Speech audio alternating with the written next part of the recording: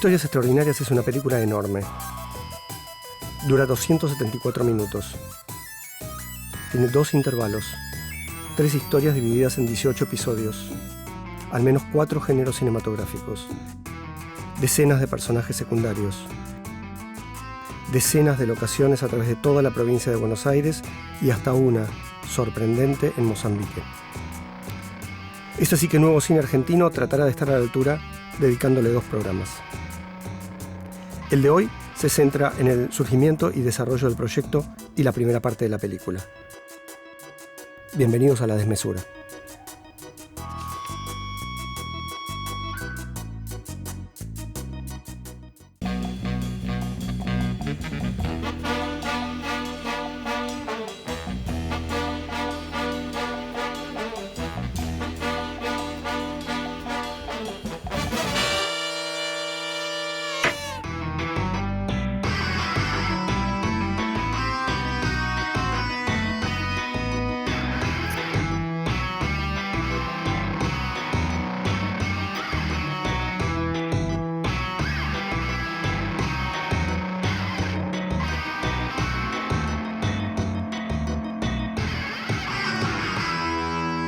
Bueno, Mariano, me gustaría que cuentes el comienzo, el origen de Historias Extraordinarias.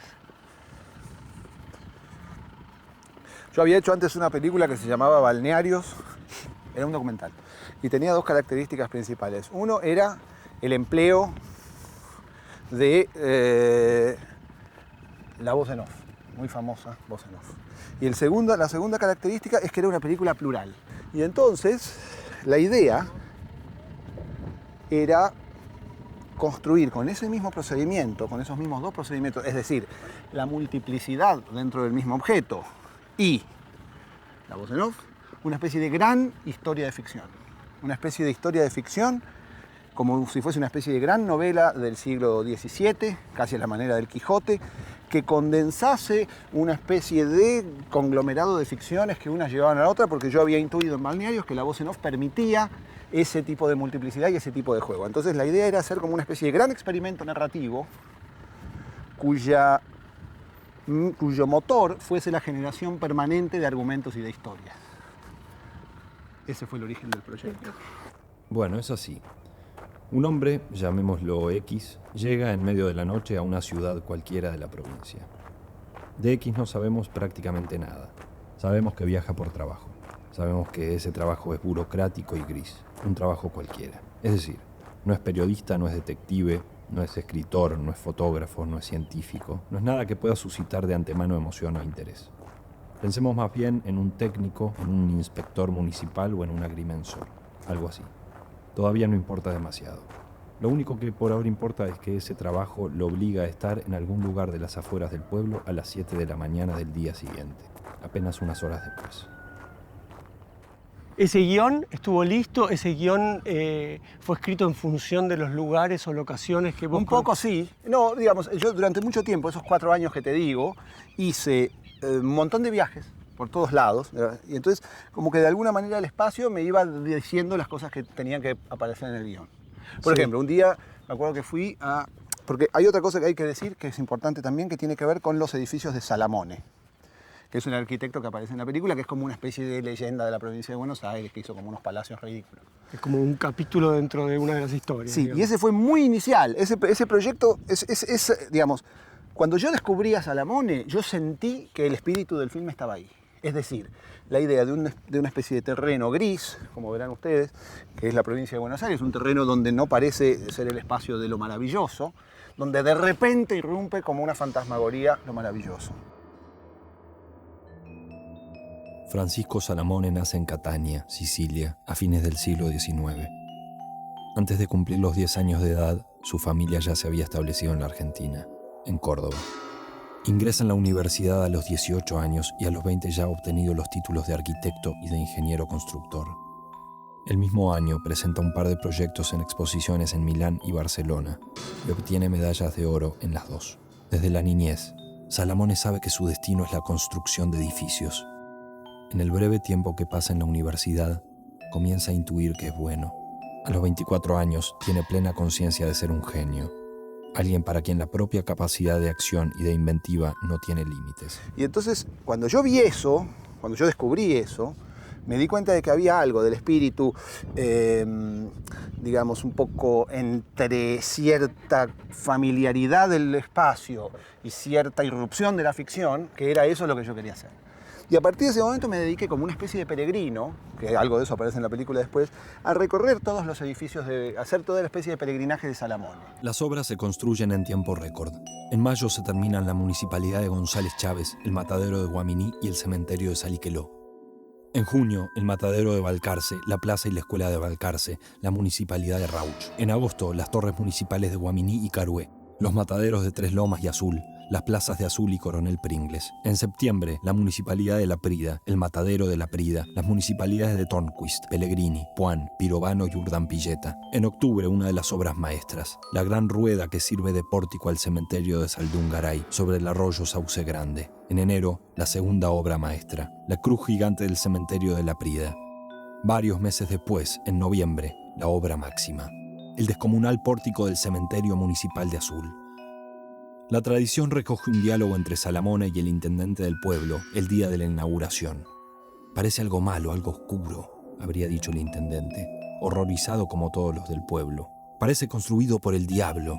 No sea ingenuo, doctor, habría contestado Salamone con una carcajada mefistofélica. El diablo nunca hubiera llegado tan lejos. Y entonces, el hecho de ir a todos los diferentes pueblitos, de alguna manera, hacía que fuesen apareciendo cosas que yo después iba, era como si fuese un recolector que iba al bosque y entonces agarraba cosas en mi canasta que después iban a aparecer en la película. Es decir, de pronto, caminando hacia un cementerio, veía un tractor a lo lejos y una camioneta que se le acercaba y decía, ¿qué cosa? Filmar una secuencia. Un tractor y una camioneta y un crimen visto a lo lejos. Se me ocurría caminando así. En otro momento pasaba y decía asociación y unos viejos en una asociación, yo estaba comiendo y había unos viejos, digo, claro, tiene que haber una asociación que sea como una especie de club inglés y eso, digamos, se me iban ocurriendo las diferentes situaciones y entonces una vez que ya tenía todo eso, después ensamblarlas no fue tan difícil. Todo eso estaba en tu cabeza, ¿no? En mi cabeza, todo en mi cabeza. Notas mínimas. Sí, para hacer algo además, notas innecesarias te diría. Como, porque, quiero decir, después de tanto tiempo... Para sentir que bajabas algo de eso. Para sentir que algo hacía, porque si no, no hacía nada. Era como la película figuraba en mi cabeza. Y entonces en un momento escribí todas esas notas, más o menos en un orden, se las pasé a Agustín Mendilarzu, que me dijo que le parecía muy bien, y entonces después con eso cambiamos alguna cosa y se la pasamos a Walter, Jaco, el otro actor de la película, y me dijo que tenían 25.000 problemas y que había que escribir el guión, y ahí me deprimí mucho y escribí el guión, y listo.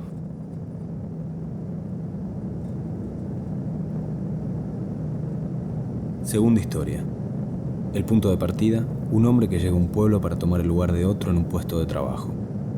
A ese hombre, nuestro protagonista, lo llamaremos Z. Y lo único que hay que saber de él es que es la primera vez que es designado para un puesto jerárquico. La primera vez que ocupa el lugar del jefe. ¿Y cómo era la escritura de ese guión? Ese guión ya tenía... Muy rápido, se escribió y esa rápido. Voz en off que la película tiene, que de alguna manera... Salía, que de alguna manera fluía. retoma como algo, en algún sentido, del humor irónico. Pero vos fíjate que no hay tanto humor irónico. Es como muy funcional. No, es una... Yo siento que el humor surge de la confrontación entre lo que hay escrito y las imágenes. Pero la voz en off en sí misma no es irónica, es casi una especie de cliché de lo que es la literatura de aventuras. ¿Okay? Es como una especie de idioma muy, hasta uno podría decir, de la peor literatura de aventuras, como de una literatura de aventuras medio de Julio Verne o de Rider Haggard, de ese tipo de cosas, no los grandes escritores de aventuras. Es como una cosa medio hasta para niños, como que necesita generar interés de todas las maneras posibles, es como que en todo momento está haciendo como sus trucos y sus cosas. Lo que pasa es que después lo que se ve genera como una especie de intersticio donde ahí está el humor. Pero no era una voz en off que hiciera chistes. Había alguno, qué sé yo, ¿no? Pero digo, en Balnearios era más gracioso, en Balnearios había... Hay una cosa más deliberada. Sí, bueno, decía 1 millón de rubios en un momento, refiriéndose a los que iban a la playa. Bueno, ese tipo de humor acá no estaba tanto. Era como un humor más de cuento para niños, digamos. Una semana después, H, recibe el llamado de un desconocido que quiere contactarlo para un trabajo extrañísimo. Bueno, creo que no me falta Recorrer nada, ¿no? el río buscando una serie de olvidados monolitos de cemento para verificar su estado y sacarle fotos. Monolitos. H no comprende del todo. El hombre que lo contrata, visiblemente alterado, le dice: yo tampoco comprendo. Lo único que le pido es que no me haga preguntas. Lo único que le pido es que no me genere más problemas. Una hora después ya está en medio del río. Su viaje ha comenzado. En términos de literatura, digamos, hay un punto muy significativo, digamos, de la película que tiene que ver con la provincia de Buenos Aires, Sí. ¿no?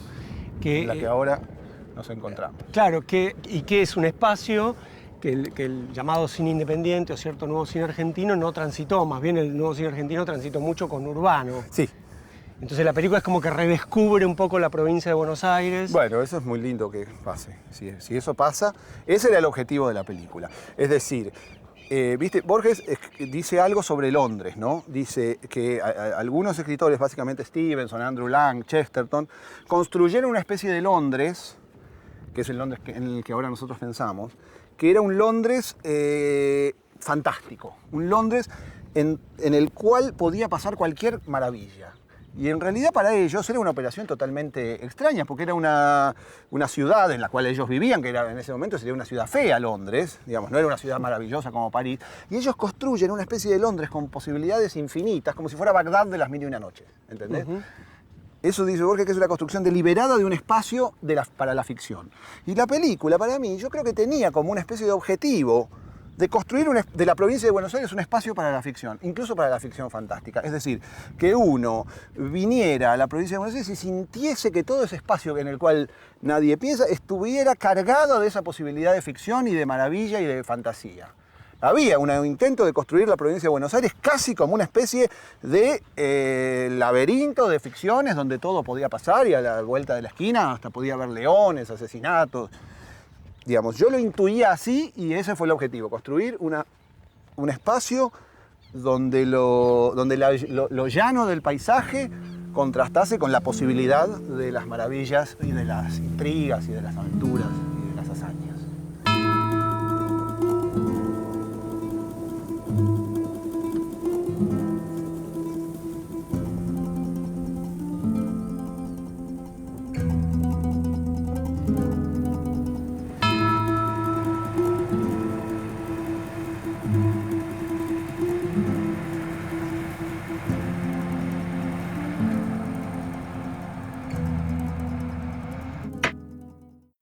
Digo, ¿tenía bastante cielo o poco cielo? No, tenía bastante cielo y sí, había sol efectivamente de frente, ¿no? Venía, o sea, de frente al plano. Bueno, más o menos.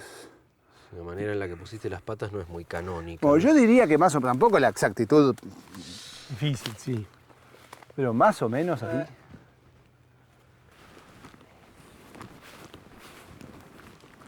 Tal vez nos convenga más acá. Mirá, y de pronto sale el sol y es igual a al plano de verdad. ¿Viste?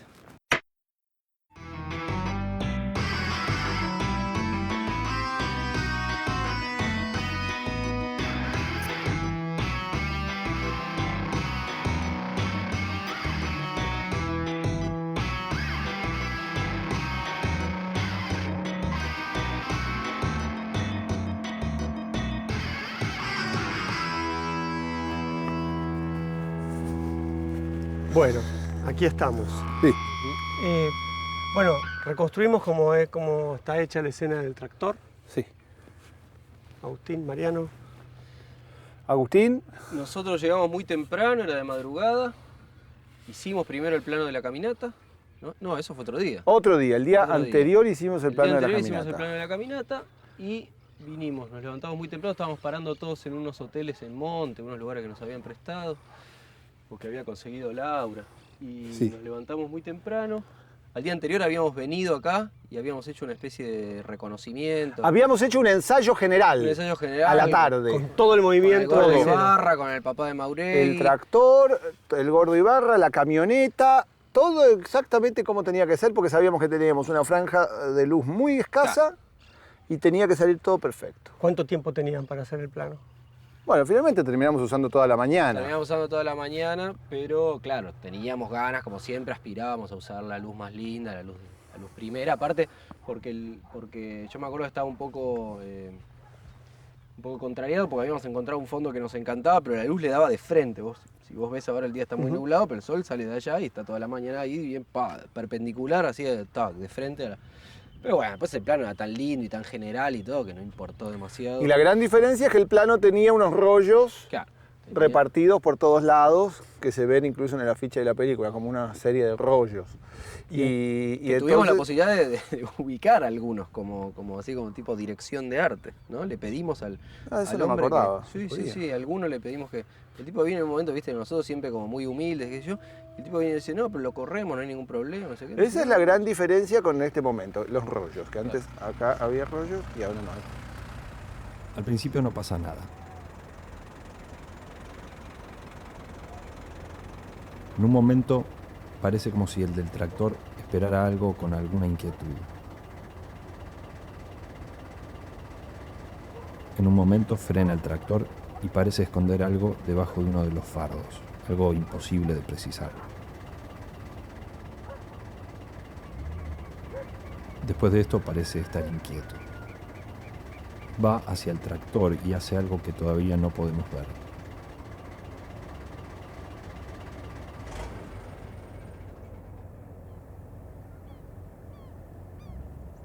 Saca del bolsillo algo que podría ser un arma, y se lo guarda. Después espera. Enseguida aparece la camioneta.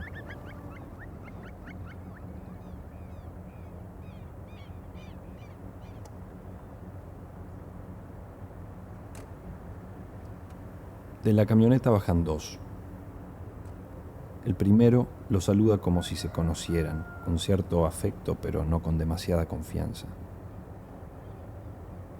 El gordo también lo saluda, pero con mayor distancia. La situación tiene algo de inquietante, impreciso todavía, pero inquietante. Algo en el gordo sugiere peligro.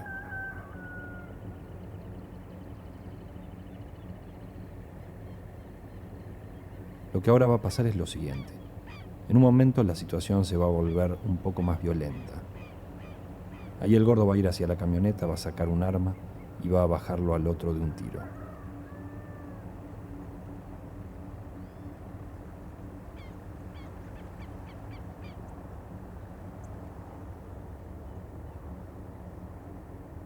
Ahí va.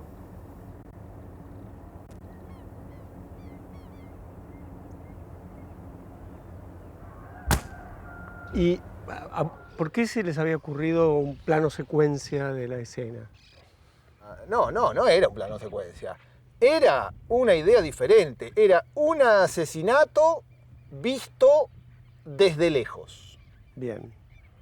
Entonces, desde un punto de vista, desde un punto de cámara remoto.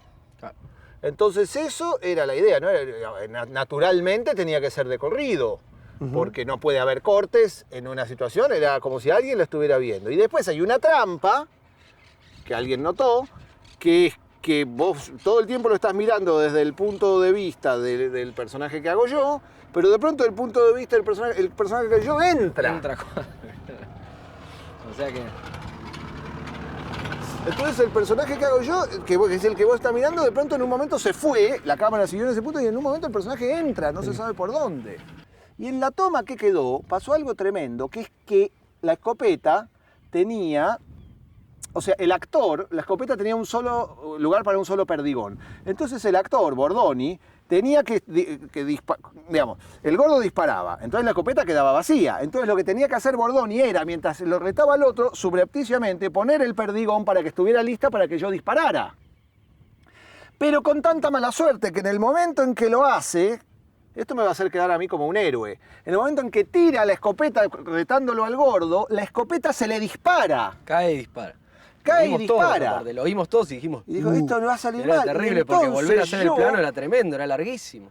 Entonces yo fui rápidamente, cuando encuentro la cosa, muy rápidamente saco el perdigón, lo pongo y cierro la escopeta. O sea, detrás de uno de los rollos yo cargué la escopeta y entonces volví como un gran actor actuando no sé qué y ahí nos apuntamos con Maureen y disparamos y morimos los dos.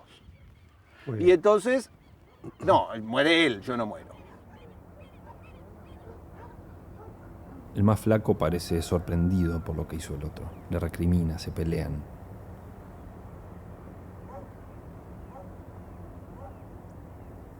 El del tractor parece muerto. Los dos se van. Hay algo de alarma. Evidentemente, lo que acaban de hacer no estaba en sus planes. No habían ido allí para eso.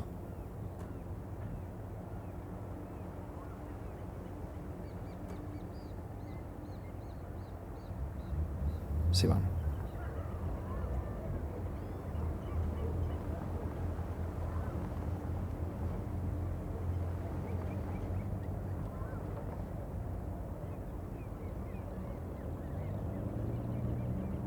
Cuando aparece X, lo primero que hace es acercarse al muerto. Después empieza a investigar alrededor.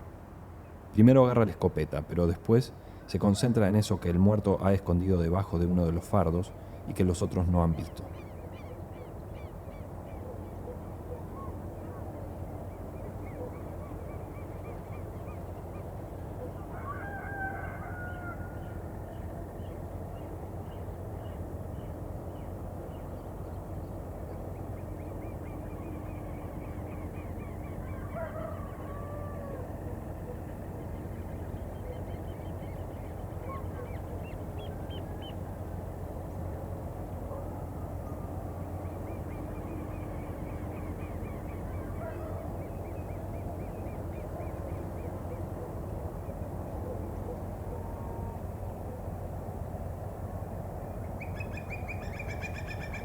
Acá la cosa se complica del todo.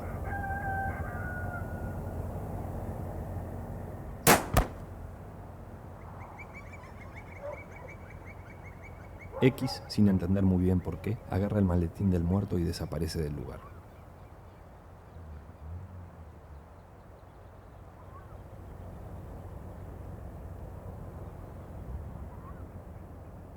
Pero después la película vuelve sobre ese momento. Vuelve sobre ese momento. ¿Qué pasa con ese cambio de punto de vista? Había...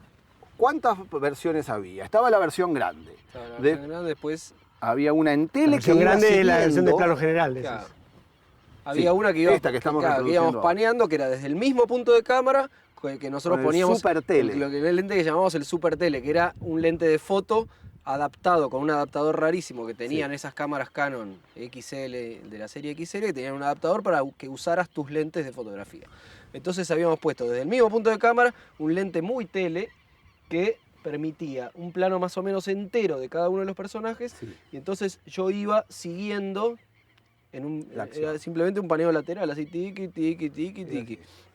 Y era lo mismo, con los mismos tiempos, pero en lugar de ser un encuadre entero donde los personajes entraban Y perfectamente, donde vos ¿no? veías todo al mismo tiempo. Entraba de a uno por vez y después se iban incorporando. Bueno, tenía como un montaje interno que el otro no tenía, porque claro, se iban incorporando personajes, se iba sacando y entrando en cuadro los distintos personajes.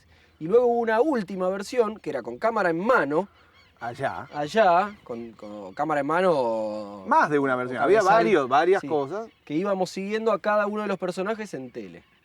Que es lo que Era se más una recupera planificación después, claro. tradicional, digamos. Que es cuando va contando. Digamos, a medida que él va averiguando más sobre lo que pasó, nosotros nos vamos acercando más. Tampoco que te estoy diciendo ninguna genialidad. A medida que al principio él sabe poco, se ve grande, después sabe más, ve más cerca, y después cuando va averiguando se ven los tipos con la cara. Medio de Y lo la gracioso ABC. era preguntarse por en qué momento había aprendido la voz en off aquello que antes no sabía y ahora sí sabe. ¿Por qué? Claro. ¿Quién es ese narrador? Es rarísimo. Es un narrador que a medida que...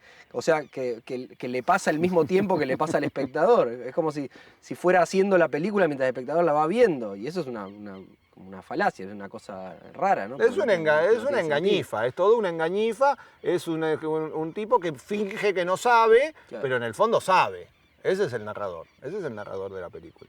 Y entonces ahí sí, y hay un momento extraordinario cuando llega el paneo, cuando el gordo dispara, que lo agarra justo en el momento en que la escopeta hace fuego. Viste que va paneando y justo... En otra cuadro porque, el cañito de la escopeta y claro, ¡ay! Sí, que no eso. era lo que nosotros queríamos. Nosotros queríamos que llegara y cuando estaba en el gordo, ahí disparara. Pero el gordo se anticipó, ahora ya no es tan gordo, se anticipó y entonces cuando viene ahí, justo ves el fuego y es mucho mejor. Sí, fue increíble.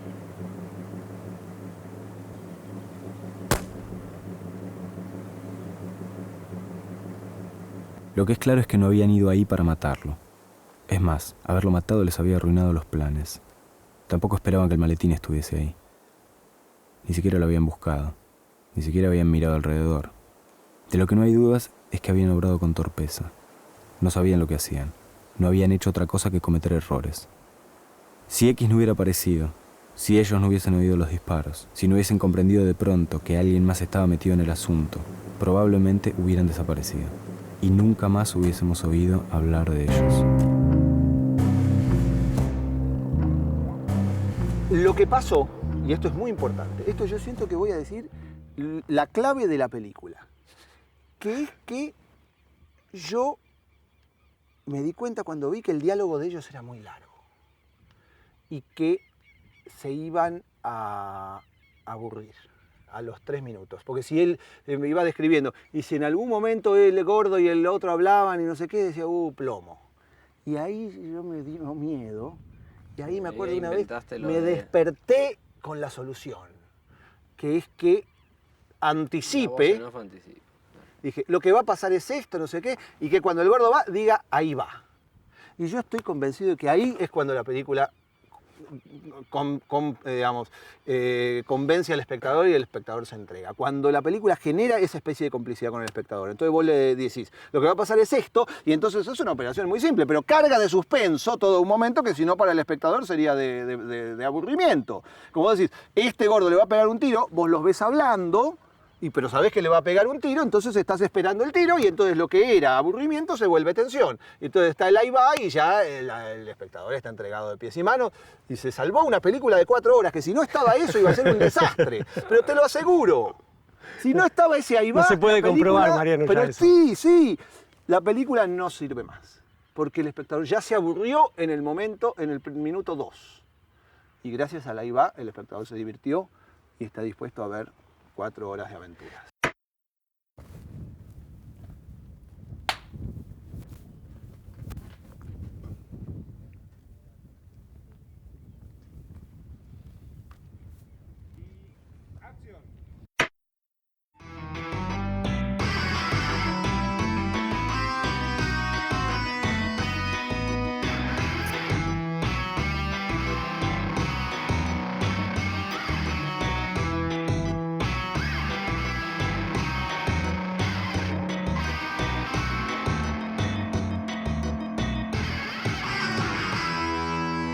Mariano, ¿qué escenas se filmaron acá? Acá se filmó, esta es la parte, el film tiene 3 episodios, Sí. y uno de ellos es en un río, que digamos está jalonado por el transcurso de un río. Que es el Salado, que es donde estamos. Que hace Agustín, que es el río Salado en el que estamos nosotros acá. Y entonces lo que se hizo en el verano, porque la película se filmó a lo largo de todo el año, y entonces estaba el verano, se empezaba a filmar en el río, porque era el único momento donde se podía filmar, porque había que estar todo el tiempo en el agua, y hicimos una especie de base aquí en torno de este puente, que es cerca del pueblo de Carlos Beguerí, cerca de Monte. Y entonces esta era nuestra base, teníamos los 2 botes, y acá filmábamos digamos, a lo largo de todo el río, en los botes, filmando no sé qué, y el primer plano de la película, desde acá hacia el río, al amanecer, donde viene Agustín en su bote, y aparece por aquel meandro, y aparece como una especie de puntito hasta que se acerca hasta el costado inferior derecho de cuadro. Eso es lo primero que se filmó de toda la película. una mañana, me acuerdo que estaba bastante fresco, con un poquito de bruma, y me acuerdo que después de estar preparando mucho la película y todos muy nerviosos, Ale Fadel, que era el asistente de dirección, me agarró y me dijo, ya empezó. Me acuerdo de ese momento. Y era verdad, ya habíamos filmado, decía, esto ya está este plano, esto ya es. Y era verdad.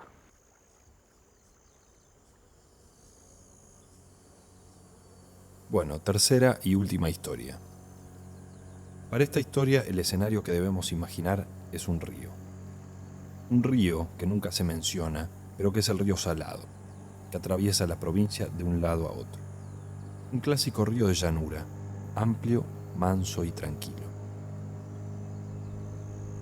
En el medio de ese río, un hombre, que por una confusa serie de cuestiones se ve obligado a navegarlo de punta a punta. Y es el comienzo de la historia de H. Aquí tenemos a H. Le voilà. No es el comienzo ese. Es en la Federación el comienzo. Ese es el comienzo. Ahí empieza. ¿Sí? Primer Después el plano. primer plano, y entonces dice, esta es la tercera es verdad. historia, tercera y claro, última sí. historia. Tercera y Aquí última tenemos que historia, imaginar sí. un río, no sé qué, pero de la Asociación Sol de Mayo. Y ahí está la Asociación Sol de Mayo, y vos ves eso. ¿Y cómo era en tu caso, siendo el director de fotografía, actuando? Y bueno, en esos casos, en ese momento que fue aparte muy al principio de la película, bueno, estaba, como dicen los chicos, estaba Nacho. Claro, Nacho haciendo la cámara, Ignacio Mayorens Claro. haciendo la cámara. Vos ponías, Sí, decidían lo todos hacíamos los... entre todos, ¿no? Con Nacho, con Ale Fadel, con Mariano, bueno, pero yo participaba mucho de las decisiones, bueno, de puesta de cámara y todo eso. Y lo que era gracioso es que muchas veces los planos en los que yo no actuaba de la historia sí los hacía yo. Por ahí estaba filmando con la ropa del personaje y todo, y estaba con la cámara al hombro y todo, pero después cuando tenía que aparecer yo, ahí venía Nacho y... ¿Y cómo es la historia de H? La historia de H, las tres historias tienen puntos de partida típicos de la novela de aventuras, ¿no? De siglo XIX, que es lo que Mariano tomó como punto de partida.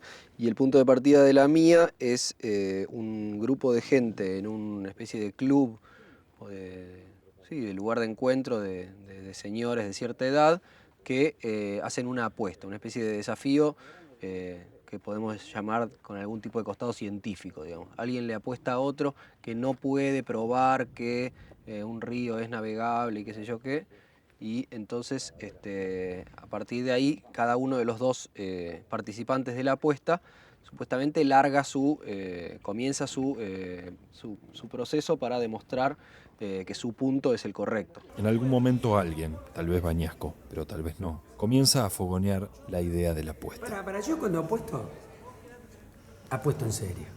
Vamos. ¿Qué es lo que Vas a apostar en serio. Viste el cuartel 2, lote 6. Vos conocés, sabés que ese terreno lo vendí. Rápidamente la apuesta se instala como tema único. Yáñez, inicialmente divertido, quiere desaparecer del lugar. Bañasco, envalentonado, insiste. Si vos sacás adelante el proyecto y anda, tomá. Tomá, yo te pongo esa guita. En ese momento, precisamente en ese momento, Faktorovich comete el error. Dame ese papelito. Mira quién está acá enfrente. Sí, yo. Yo te la juego, ¿entendés? Yo te la juego. En un mes, acá, te la juego. No, pero es que yo estoy tranquilo, ¿entendés? El que no va a estar tranquilo va a ser el tipo este. ¡Soltame! Esperá, por ahí capaz que no es que estuvo tomando. No, pero es que me tiene cansado este tipo, ¿entendés? ¡Soltame!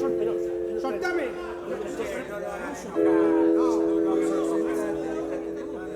¿Pero qué no me vas a enojar? Está bien, ya está. Podés hacer eso. Ya estoy más tranquilo.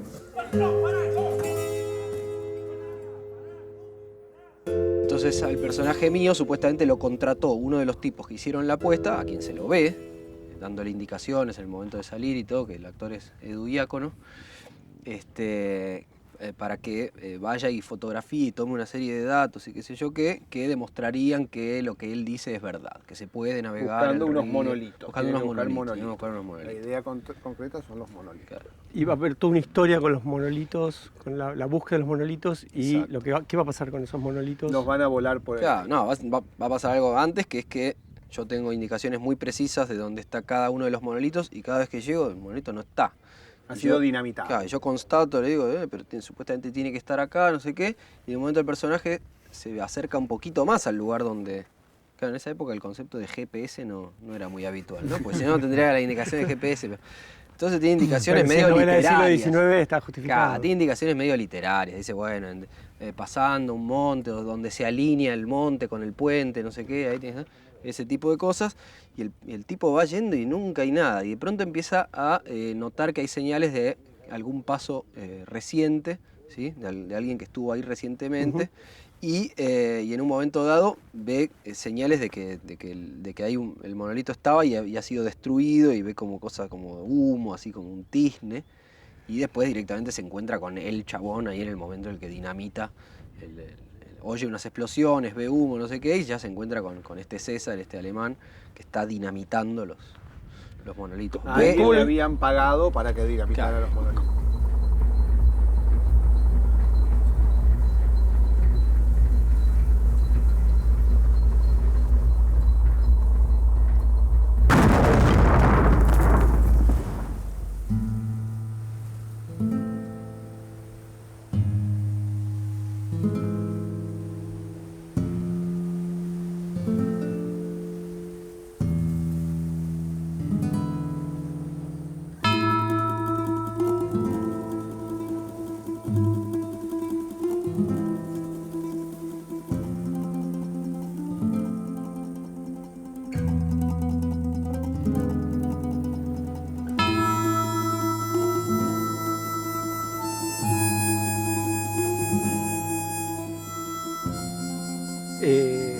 Bueno, estamos con H y estamos con el tercer personaje, Con Z.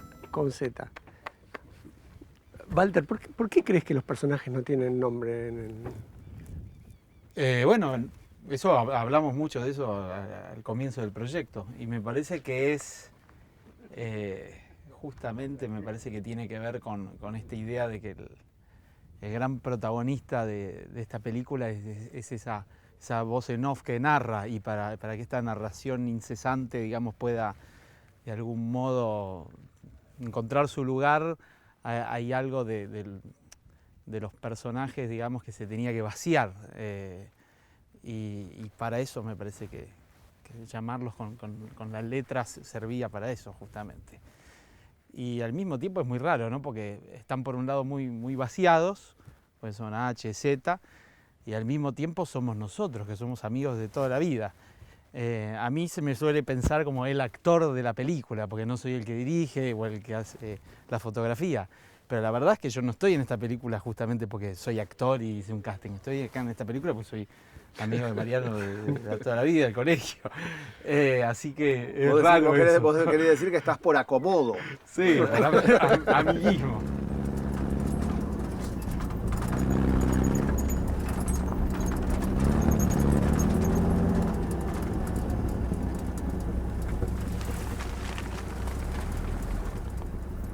Bueno, Walter, ¿en qué locación estamos? ¿Qué lugar estamos?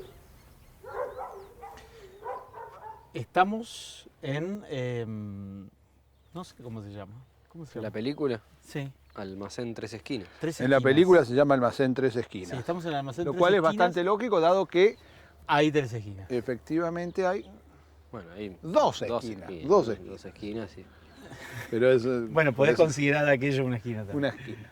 Pero bueno, no, sí, acá es el primer lugar al que Z va siguiendo la pista de Cuevas. Recordame, Mariano, si me equivoco, ¿no? Pero Impecable. Z encontró un mapa de Cuevas donde hay una serie de lugares que están marcados en el mapa. Y estando él de viaje de trabajo con su auto, pasa cerca de uno de estos lugares, que es este, y decide venir a ver qué es esto. A la vez esos lugares están asociados en un cuaderno a nombres. A nombres, así es. Entra al lugar pregunta, da el nombre de Kruger, que es El que en el cuaderno figuraba asociado a este lugar. Exacto. Y ahí le van a entregar a Zeta una serie de cartas Destinadas a Kruger. Ajá. ¿Esas son las cartas originales? Estas son no son exactamente estas. Estas son las cartas que mi personaje finalmente va a recibir en Mozambique. Okay. Ya llegaremos ahí. Ya llegaremos ahí.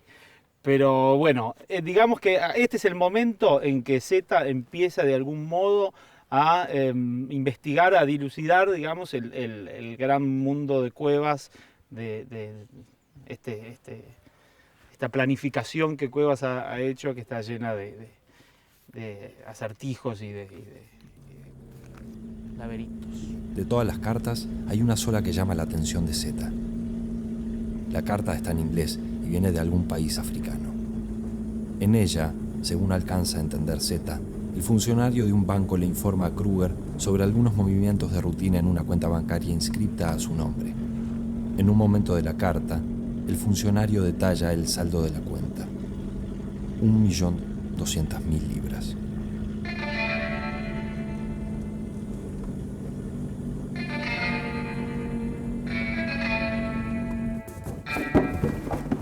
Cuando vuelve a la Federación, Zeta revisa de punta a punta el cuartito de Cuevas en busca de datos del famoso Kruger. Finalmente, escondido detrás de unos azulejos en el baño, encuentra una caja. Adentro de esa caja, algunas cartas, algunos recuerdos familiares, varios fajos de billetes de $100, varios pasaportes.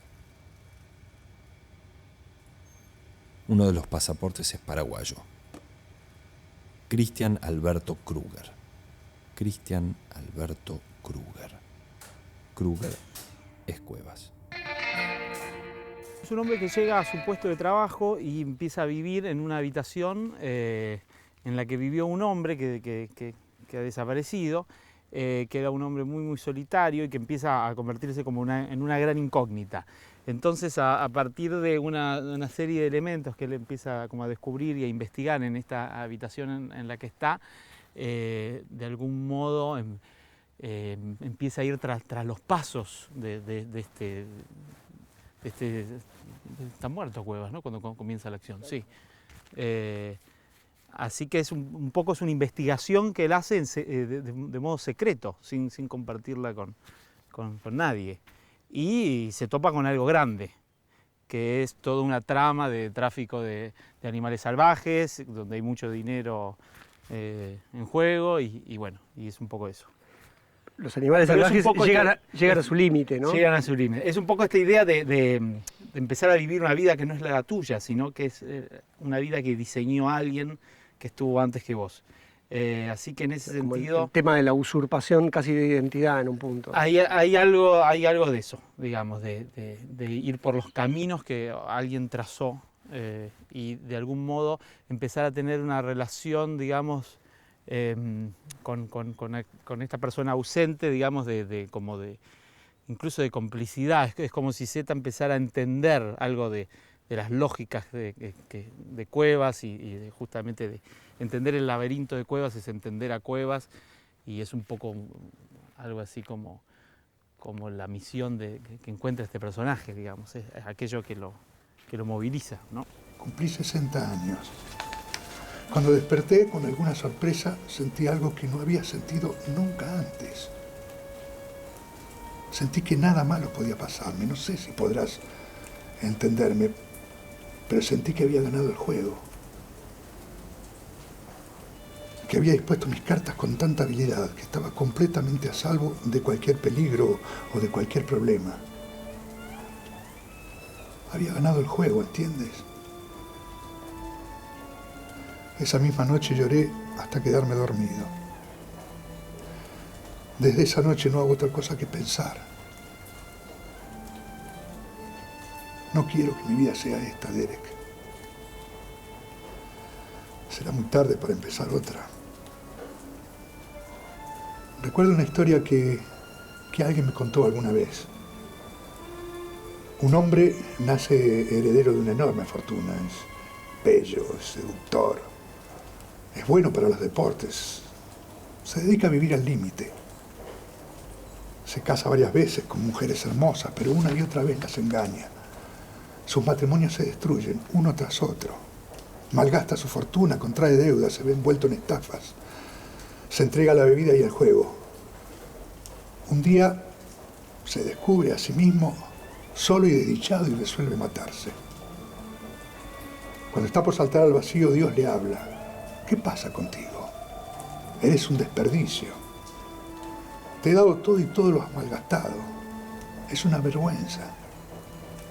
Empezarás de nuevo, pero esta vez harás las cosas bien. El hombre vuelve a la vida, pero esta vez se muestra ahorrativo y prudente. Gana mucho dinero, pero se cuida muy bien de gastarlo. Evita rodearse de personas que puedan llevarlo por el mal camino. Se muestra cauto en el amor y no deja que nada lo aleje del orden que se ha impuesto. Nunca comete un error, nunca hace nada mal. Pero llega un día en el que descubre que está tan solo y desdichado como la vez anterior, o aún más. Cuando está por saltar al vacío, oye la voz de Dios nuevamente. Salta, le dice Dios. No hay nada que hacer contigo. Eres un idiota. Y yo, Derek, seré un idiota. Esta película, ya siendo una película tan joven, ya tiene su santo. Ya tiene como su santo patrono. Y es que es algo muy raro porque gira todo en torno de un muerto, que es Cuevas. Y después vino Fernando Llosa, que es el que hace de Cuevas, y después ya está muerto también. Y yo tengo la sensación de que ese momento de Fernando Llosa, yo creo que ese momento de Fernando Llosa es el mejor actor de la historia del cine argentino, en toda su historia. Creo que Fernando Llosa fue el mejor actor de la historia del cine argentino en toda su historia, en ese momento, solo con ese momento.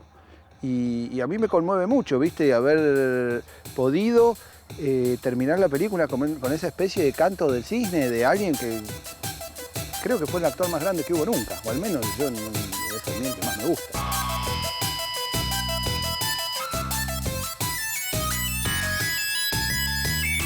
Sabía que me estaba jugando la vida y entonces yo quería empezar así, caminando durante un largo rato, una larga caminata a cámara, así. Pero podía pasar que no funcionara, y que vos vieras los primeros 10 minutos y dijeras, uff. Bueno, nos fuimos a África. Y entonces, como nosotros nos conocemos de toda la vida, dijimos, bueno, ¿qué elementos vamos a incorporar a la historia de cada uno? Estábamos en un cuarto así chiquito con un león. Estabas como delante de un dios que si él lo decidía, vos desaparecías desde la faz de la tierra.